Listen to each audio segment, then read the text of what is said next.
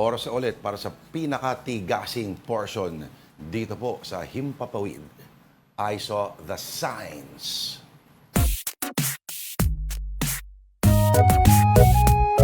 At ang edisyon natin today, Tita Denise, entries mula sa mga pinakatigasing viewers sa buong daigdig, ang viewers ng Afternoon Delight.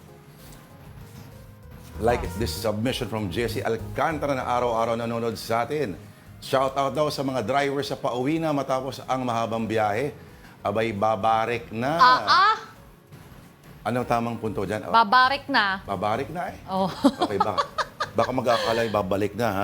Hindi, babarik. Ibig sabihin... Happy na yan. Opo, pero ang babarik ay hindi lang simpleng inom.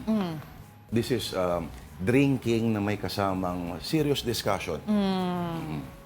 Okay, ang ating next submission. Ito, next photo ay nakita ni Afternoon Delight viewer Ching Silverio. Hello, Ching. Men to the left because women are always right. I agree. Tama. Ganon din ang mga pasista, ang mga rightists. Okay. Pero tandaan mo, Denise, Oh, ang puso ay lagi nasa kaliwa. okay lang. Basta ako tama. Okay. At mula sa masigasig nating viewer na si Muggsy Alcantara, Muggsy. na ang dami-daming entries na pinapadala. Thank you, Muggsy, ha. Ito.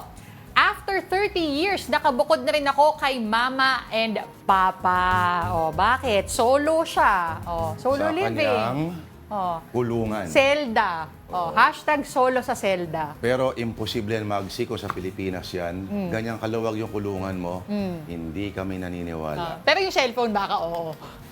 Baka. Pero sooner or later, may makakasama si Muggsy dyan sa loob. At sabihin natin, Baka naman umanggulo lang yung kumuha ng photo. at sabihin na lang natin na baka ma-Shawshank Redemption siya dyan. At pag ikaw ay na-enkwentro mo yun, masasabi mo rin, I saw the signs. Naku po. Ito na lang, pag kayo po ang nakakita ng sign, please send them to us at afternoondelightON@gmail.com.